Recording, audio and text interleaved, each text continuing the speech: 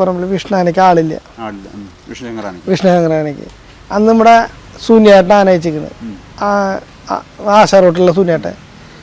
അപ്പോൾ സൂര്യേട്ടൻ്റെ കൂടെ ആളില്ല. അന്ന് കുമാരേട്ടനും ഉണ്ട്. കുമാരേട്ടനും കൂടി ഉണ്ടാകുമ്പോൾ എന്നോട് പറ ആശാനോട് ചോദിച്ചു, ഞങ്ങൾ ഇങ്ങനെ മനുവിനെ കൊണ്ടുപോകട്ടെ, ഞങ്ങൾക്ക് ആളില്ല. അല്ല അപ്പോൾ ആനയ്ക്ക് ആളില്ല, ആനയ്ക്ക് 3 ആളുണ്ട്, ആനയ്ക്ക് ആളില്ല. അങ്ങനെ ഞാൻ അങ്ങനെ വിഷ്ണുവിനേക്ക് മാറുന്നു. അന്നത്തെ വിഷ്ണുശങ്കറാന എന്ന് പറഞ്ഞാൽ അത് വേറൊരു ലെവലായിരുന്നു. ആ ഒരു സമയത്ത് എത്ര കാലം ഉണ്ടായിരുന്നു വിഷ്ണുശങ്കറാന? വിഷ്ണുവിനേക്ക് ഒരു സീസൺ ഉണ്ടായിരുന്നു. ഒരു സീസൺ ഫുള്ളായിട്ട് കൂട്ടി. എങ്ങനെ ഉണ്ടായിരുന്നു ആ ഒരു സീസണിന്റെ കൂട്ടുകെട്ടും മറ്റൊന്നും? അന്ന് എനിക്ക് പേരും പ്രശസ്തിയും ഇങ്ങനെയുള്ള കാര്യങ്ങളൊന്നും ഇല്ല. അന്ന് ചെറുപ്പാണ്, അന്ന് ഒലിവ് പോലും ആയിട്ടില്ല എനിക്ക്. അങ്ങനെ ഒരു സീസൺ പൂരം കഴിഞ്ഞ് വൃശ്ചിക മാസത്തിലെ ഫസ്റ്റിലാണ് എനിക്ക് ഒലിക്കണത്. പരിപാടികളൊക്കെ ഇപ്പോൾ കുറേ എടുത്തു. എന്നിട്ട് ആന അന്ന് പറമ്പിലൊന്നും കെട്ടില്ല.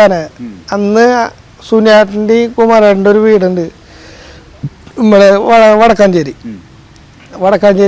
വിഷ്ണുവിനെ അവിടെ ഒരു വീട്ടിലെ കെട്ടിയായിരുന്നു. അവിടെ കെട്ടി അവിടുത്തെ ആ വർഷക്കാലം ഫുള്ള് അവിടെ തന്നെയായിരുന്നു ആന. അവിടെ നിന്ന് വന്ന് ഇവിടെ കുറച്ച് പരിപാടിയൊക്കെ എടുത്തു. പരിപാടി ആണ്ട് ചിട്ടാന്ന് പറഞ്ഞു കഴിഞ്ഞാൽ എല്ലാ കാര്യങ്ങളും നമ്മൾ പേടിക്കണം. കൂടെ നിൽക്കണവർ ചട്ടക്കാരൻ്റെ കണ്ണ് തെറ്റി മുകളിൽ നടക്കാന ആളെ എടുത്തു കൊണ്ടുപോകും, വാരി കൊണ്ടുപോകാനാ. ചട്ടക്കാരൻ ഇവിടെ തോട്ടിമണി വിലക്കിട്ടിട്ട് നമ്മൾ ഇത്രയും ദൂരം പോയിട്ട് നമ്മുടെയൊക്കെ കണ്ണ് മറഞ്ഞു കഴിഞ്ഞാൽ നമ്മളെ ചെയ്യും. അങ്ങനെയാണ് അതിൻ്റെ റോള്. ഇപ്പോഴാണ് നമ്മൾ ചക്കരക്കാരൻ്റെ ഉള്ളിൽ വന്നിട്ട് കാര്യം തപ്പുവാനാ. അങ്ങനെയാണ് അതിൻ്റെ രീതിയും കാര്യങ്ങളൊക്കെ. പക്ഷെ ആന ശുദ്ധനാണ്. ചട്ടക്കാരനെ പറ്റ നമ്മുടെ തുല്യാണ്. ചട്ടക്കാരനെ വിട്ടിട്ട് ആന ഒരു കാര്യമാണ് ചെയ്യില്ല.